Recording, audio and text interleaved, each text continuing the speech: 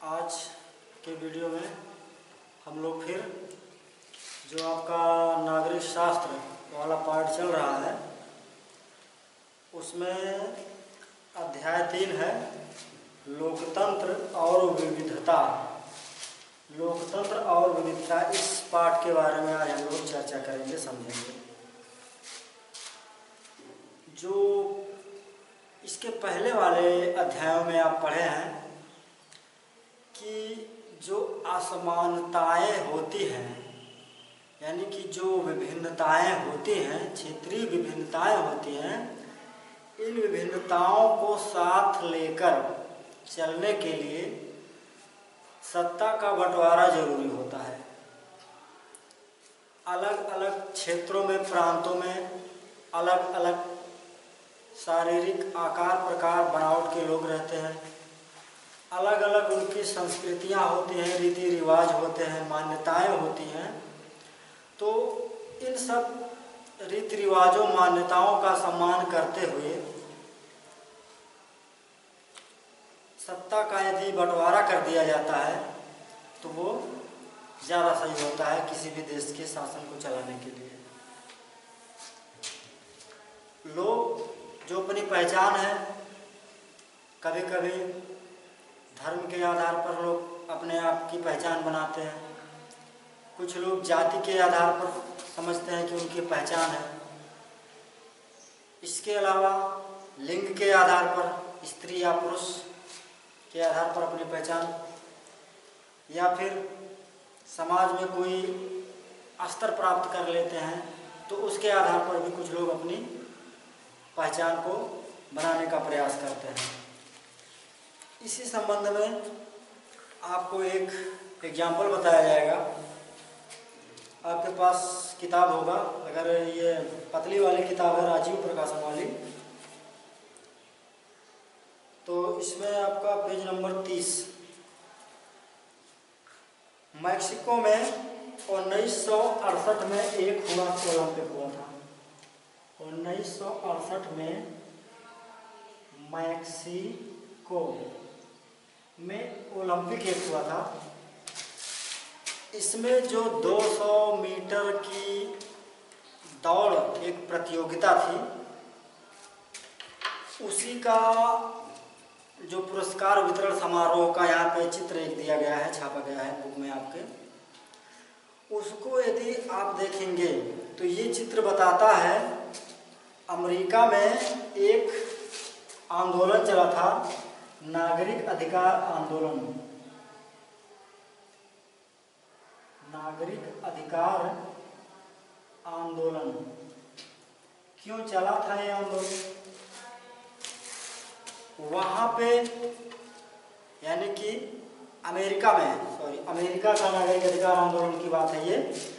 America में लोगों को वहाँ पे जब यूरोपीय शक्तियों का नियंत्रण हो जाता है तो उस अमेरिकी भूमि पर कृषि कार्य करवाने के लिए, कुछ बागानी अथवा नकदी फसलों को उपजाने के लिए, पेड़ों को काटने के लिए अफ्रीका से दासों का यानी कि गुलामों का आयात किया जाता था। दासों को लाया जाता था अफ्रीका से और यहाँ पे काम करवाया जाता था।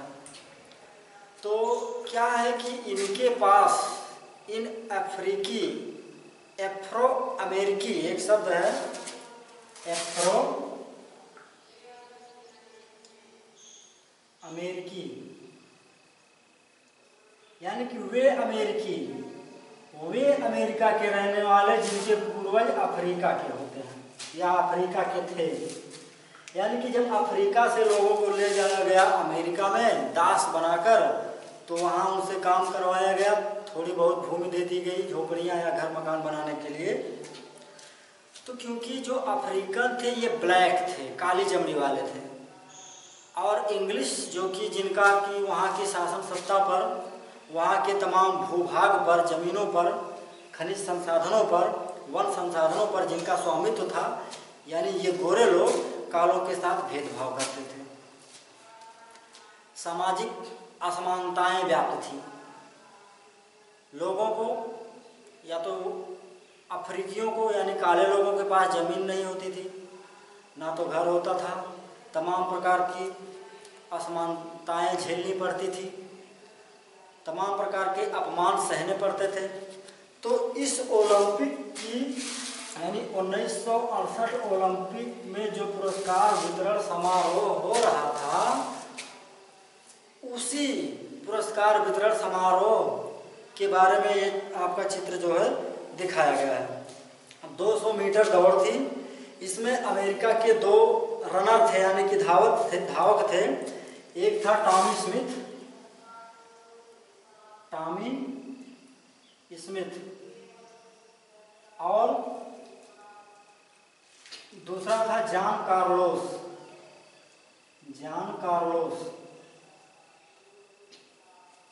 ध्यान दीजिएगा, यदि लघु में पूछता है तो जो भी बताया गया कि नागरिक अधिकार आंदोलन में क्यों चला था या वहाँ पे अफ्रीका की क्या दशा थी, तो आप बना के लिख सकते हैं।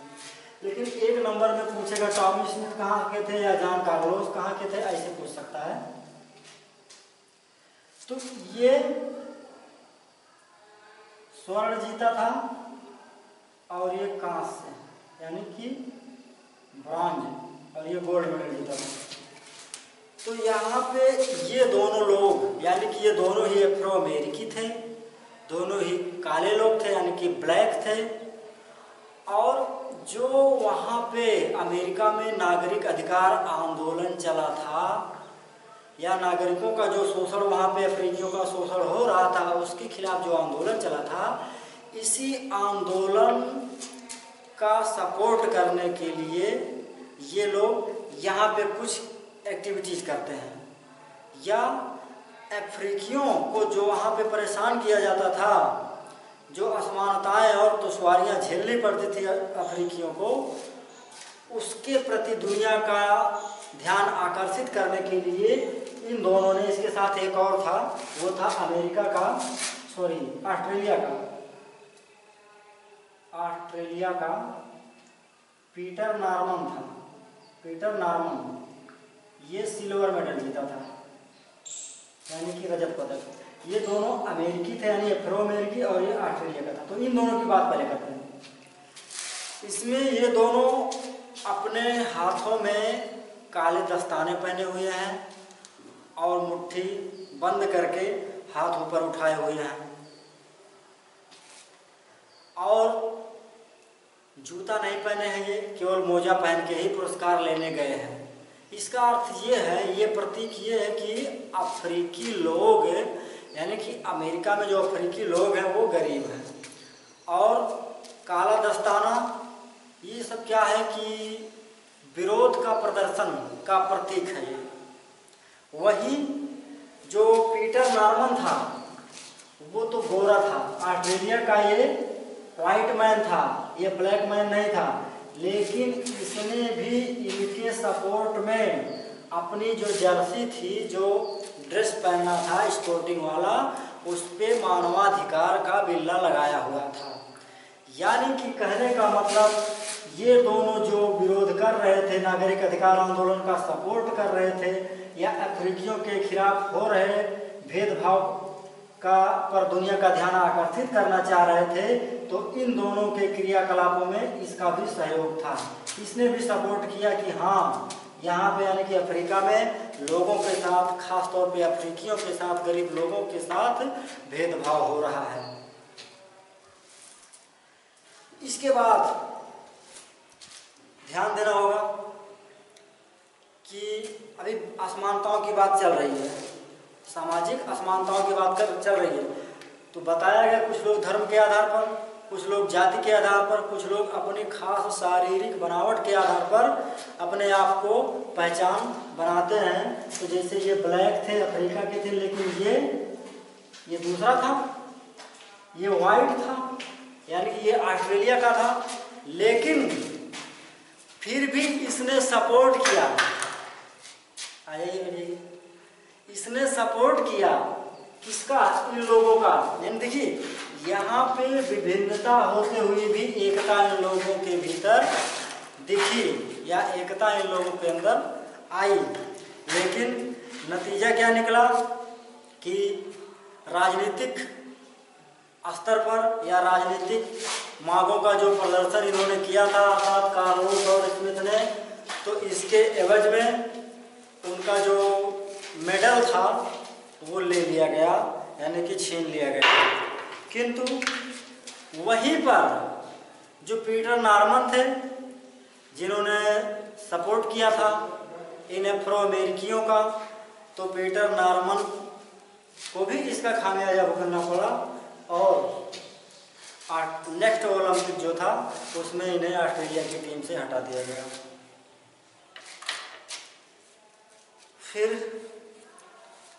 अब इस घटना के बाद आपकी समझ में आया होगा कि जातीय विभिन्नता, सामाजिक विभिन्नता या गोरे काले की विभिन्नता है, ठीक है, सबका सम्मान है, लेकिन जब ये विभिन्नता का स्तर बहुत ऊपर उठ जाएगा, जब एक व्यक्ति के द्वारा दूसरे के ऊपर थोपा जाएगा कोई आज्ञा या कोई कार्य थोप दिया जाएगा या उनका कोई ध्यान नहीं रखा जाएगा, तो फिर विरोध स्टार्ट हो जाएगा। और इस विरोध में मानव के नाते पीटर नॉर्मन जैसे लोग भी शामिल हो जाते हैं। हेडिंग है आपका समानताएं, असमानताएं और विभाजन। समानताएं, असमानताएं और विभाजन।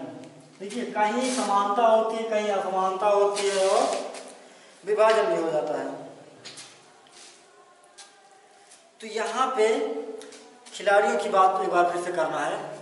68 वाले ओलंपिक में भाग लिए हुए अपने अपने तरीके से सभी लोग विरोध करते हैं। कभी लोग धरना प्रदर्शन करते हैं, कभी जैसे आप लोग कैंडल मार्च निकाल लेते हो या किसी और तरीके से, तो सबका विरोध करने का जो तरीका है वो अलग अलग है।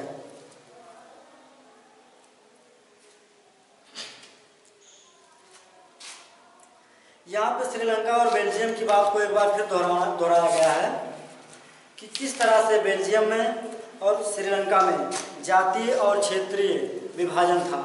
श्रीलंका की बात करें तो यहाँ सिंहली और तमिल थे। सिंहली बहुसंख्यक थे, तमिलों पर अपना जो प्रभाव था, अपना जो प्रभुत्व था वो थोपते थे। तो जब किसी को आप अपने अनुसार चलाओगे तो वहाँ पे फिर विरोध हो जाता है। तो ये चीज़ यहाँ पे थी श्रीलंका में। वहीं बेल्जियम की बात आपको बताई जा चुकी है कि फ्रेंच और डच या जर्मन भाषी लोग किस तरह से एक दूसरे की विभिन्नताओं का सम्मान करते हुए आपस में रह जाते हैं, अन्यथा वहाँ पे लड़ाइयाँ हो जाती हैं। सामाजिक भेदभाव की उत्पत्ति। हेडिंग है सामाजिक भेदभाव की उत्पत्ति। भेदभाव की उत्पत्ति होती कैसे है? आपके साथ कोई भेदभाव कर रहा है तो ये मुख्य रूप से जन्म पर आधारित होता है। इसमें हमारा, आपका या किसी का कोई जोर नहीं होता। व्यक्ति जिस जाति में, जिस धर्म में जन्म ले लेता है, उसी के आधार पर उसको जाना जाता है, पहचाना जाता है। उसी के आधार पर लोग उसको परिभाषित करने लग जाते हैं। उसी के आधार पर लोग उससे विभिन्नता या भेदभाव का भाव अपनाने लगते हैं। लेकिन ये जन्म पर आधारित जो भेदभाव है ये बराबर नहीं रहता, हर बार नहीं रहता। या लोगों के अंदर यदि शिक्षा का प्रसार हो गया तो कुछ लोग अपने परिवारों से अलग होकर दूसरा धर्म भी चुन लेते हैं, या किसी अदर जाति में विवाह करके दूसरी जाति को भी अपना लेते हैं। तो मतलब ये हमेशा नहीं टिकी रह सकती। हमेशा जन्म पर आधारित भेदभाव तो होता है, लेकिन यदि चाहा जाए तो ये जन्म पर आधारित भेदभाव मिट भी सकता है। जैसे जैसे शिक्षा का स्तर बढ़ेगा वैसे वैसे भेदभाव भी कम होता है। विभिन्नताएं, जैसे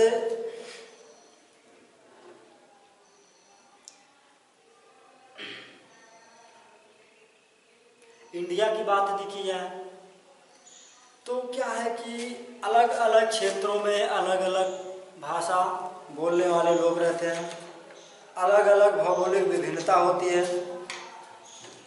तो क्या होता है कि इससे लोग ये कहते हैं कि ये पंजाबी है, ये गुजराती है, ये मराठी है, ये बंगाली है, या ये मद्रासी है, दक्षिण भारतीय है, या उत्तर का भैया है, ऐसा है। और भाषाएं भी अलग अलग होती हैं। लेकिन यहाँ पे जो भी तीनों खिलाड़ियों की बात की गई, दो तो अश्वेत थे, एक श्वेत था, 2 अफ्रीकी थे, एक ऑस्ट्रेलियन था। लेकिन दोनों के सहयोग में ऑस्ट्रेलियन भी खड़ा हो गया। तो वैसे यदि इंडिया की बात की जाए या किसी भी देश की बात की जाए, यदि आपके भीतर एक भावना रहेगी कि आप पहले इस देश के निवासी हैं, या यूँ कहिए कि आप पहले इंडियन हैं, आप पहले अगर अपने आप को इंडियन मानते हैं, तब तो झगड़ा नहीं होगा, कोई विरोध नहीं होगा। यदि आप सबसे पहले आप अपने आप को किसी धर्म का, किसी संप्रदाय का, किसी जाति विशेष का मानते हैं, तो फिर टकराव वहाँ पे बढ़ जाता है।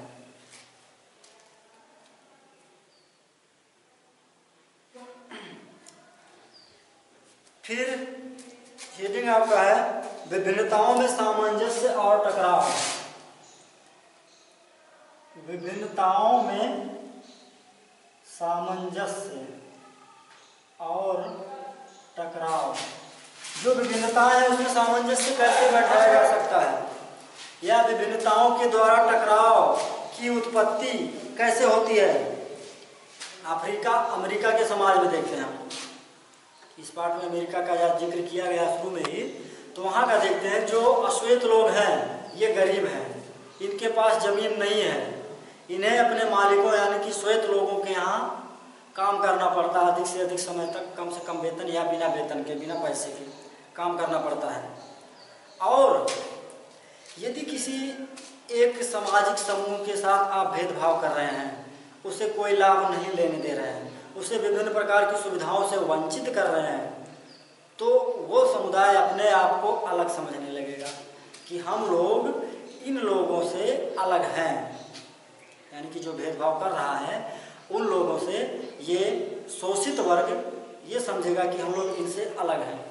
तब फिर इन्हीं में से कुछ लोग आवाज़ उठाएंगे कि इन लोगों का जो विशेषाधिकार है उसको ख़त्म किया जाए, सबको समान रूप से अवसर दिया जाए, सभी का विकास समान रूप से हो। इसका एक छोटा सा एग्जाम्पल आपको दिया जाएगा कि जैसे एक स्थान है आयरलैंड,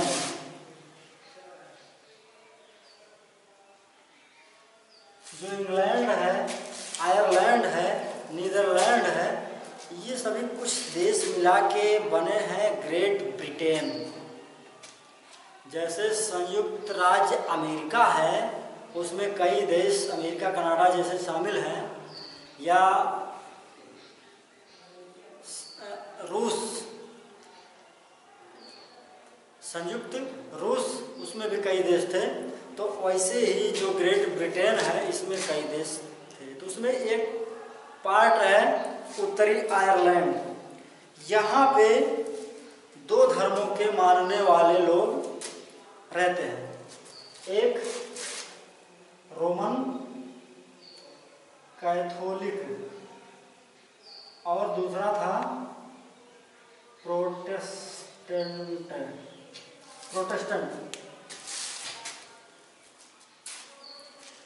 जिसमें 53% प्रोटेस्टेंट लोग हैं और 44% कैथोलिक लोग हैं इस देश में। यहीं पर जो कैथोलिक लोग हैं उनका नेतृत्व एक पार्टी करती है जिसका नाम है नेशनलिस्ट,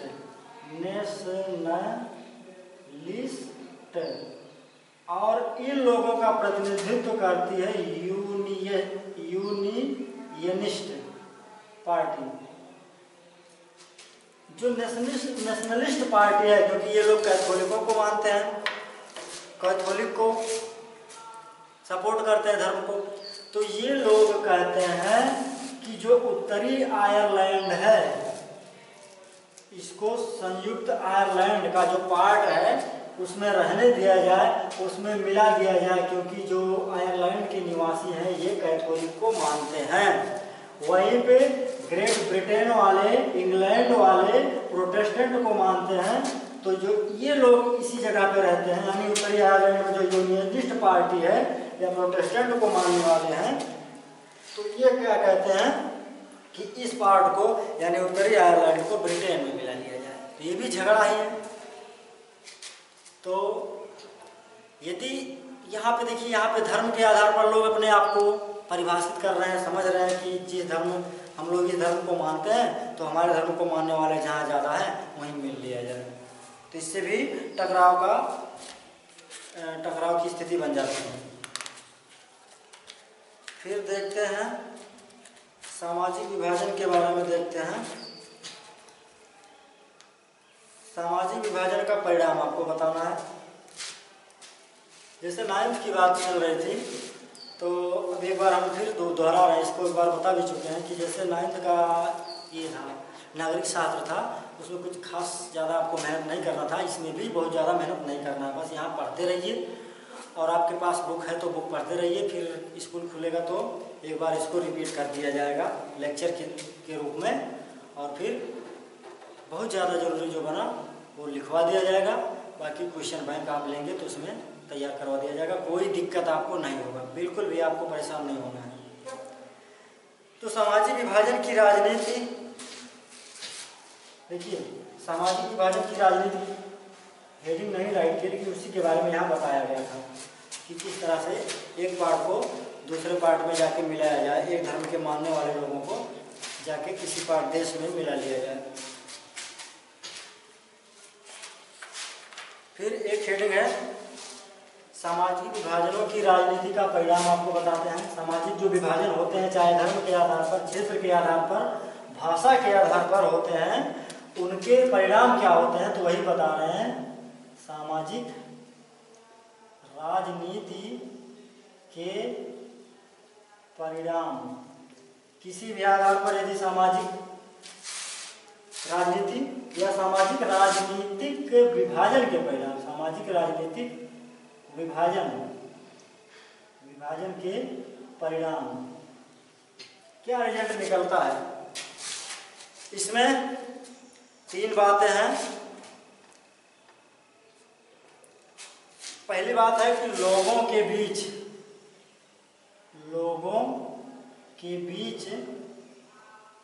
आग्रह की भावना, आग्रह या पूर्वाग्रह जिसको कह सकते हैं, कि लोगों के बीच एक भावना होती है। जैसे स्कूल में भी देखिए या कहीं पे और देखिए, कुछ लोग अपने आप को समझते हैं मैं ये हूँ, मैं ब्राह्मण हूँ, मैं ठाकुर हूँ, मैं ये जाति हूँ, लेकिन वो इस निम्न जाति का है। तो जब ये भावना लोगों के भीतर होती है, यानी कि इसी को आग्रह की भावना या पूर्वाग्रह की भावना कहते हैं, तो ये चीज़ अगर है किसी के भीतर तो फिर वहाँ पे झगड़ा होना होता है। अगर ये चीज़ नहीं है, अपने आप को एक विशेष जाति संप्रदाय या धर्म का समझने की भावना नहीं है, तो फिर वहाँ पे किसी भी प्रकार का उपद्रव नहीं होगा, वहाँ पे शांति बनी रहेगी। जैसे अभी बताया गया उत्तरी आयरलैंड की बात, प्रोटेस्टेंट और कैथोलिक 44% मानते हैं कि हम आयरलैंड में मिले, और जो प्रोटेस्टेंट लोग हैं ये कहते हैं चलो नहीं ग्रेट ब्रिटेन में मिलो। तो इस तरह से यहाँ पे झगड़ा रखा रहता है। और दूसरी बात जो है,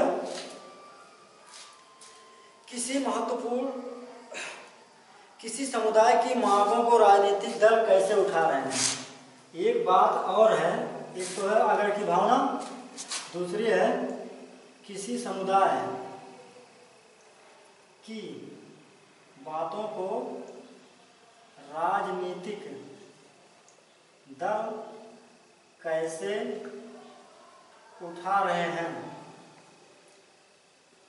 आपके यहाँ समस्या है, आपके यहाँ कोई पार्टी का नेता आया, वो आपकी बातों को कैसे उठा रहा है, सरकार के सम्मुख आपकी मांगों को किस तरह से प्रेषित कर रहा है।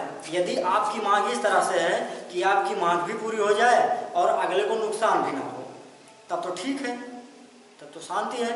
लेकिन यदि श्रीलंका की तरह जाए कि श्रीलंका में जो बहुल सिंहली लोग थे, ये लोग अगर कहें कि तमिलों को दबा दिया जाए, देखिए राजनीतिक दल जो था, ये सिंहली लोग जो थे, जिनका बहुमत था, जिनका बाहुल्य है श्रीलंका में, इन लोगों का ये विचार था कि जो तमिल भाषी या कम लोग जिनकी संख्या है, उनके ऊपर विचारों को थोपा जाए, उनके मान्यताओं को नज़रअंदाज किया जाए, तब कहाँ शांति होगा। तब शांति कभी नहीं होगा, तब तो केवल टकराव ही होगा, अशांत रहेगा।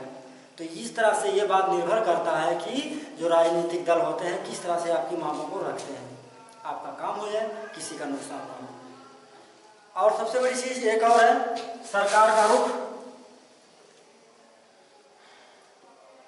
सरकार का रुख यानी सरकार का नजरिया क्या है, इसमें ये चीज देखा जाता है कि सरकार आपकी मांगों को मानने के लिए किस हद तक प्रतिबद्ध है और कितनी ईमानदारी से प्रतिबद्ध है। शासन प्रशासन में आपको सत्ता देने का उसका कितना मन है, कितना वो चाहती है कि आपको भी पर्याप्त अधिकार और हक मिले, तो ये सरकार का रुख भी निर्भर तय करता है। यदि सरकार उदासीन है, वो केवल कुछ वर्ग का ध्यान रखती है या खुद का भला चाहती है, तो फिर यहाँ पे संघर्ष रखा हुआ है। लेकिन वही सरकार यदि जवाबदेह बनना चाहती है, ईमानदार रहना चाहती है, तो कम यानी अल्पसंख्यक भाषी हो चाहे संख्या में लोग हों, तो उनको भी सत्ता में समान रूप से अवसर देकर बंटवारा करके झगड़े को शांत कर सकती है और लोगों में सामूहिक अपनेपन की भावना का विकास हो जाता है। बस इतना ही है इस पाठ में, इससे ज़्यादा नहीं है। नेक्स्ट जो चैप्टर रहेगा जाति धर्म और लैंगिक मसले, तो इस समस्या पर यानी जाति धर्म और लैंगिक जो समस्याएं हैं, जो भेदभाव है, इसके आधार पर अगले पाठ में चर्चा किया गया है, तो उसको हम लोग पढ़ेंगे। आप लोग पढ़ते रहिए, समझते रहिए, किताबें हैं तो किताबों से पढ़िए, बाकी चिंता करने की कोई बात नहीं है, बिल्कुल ही आसान वाला ये किताब ही है। ओके, वीडियो एंड होता है। Thank you.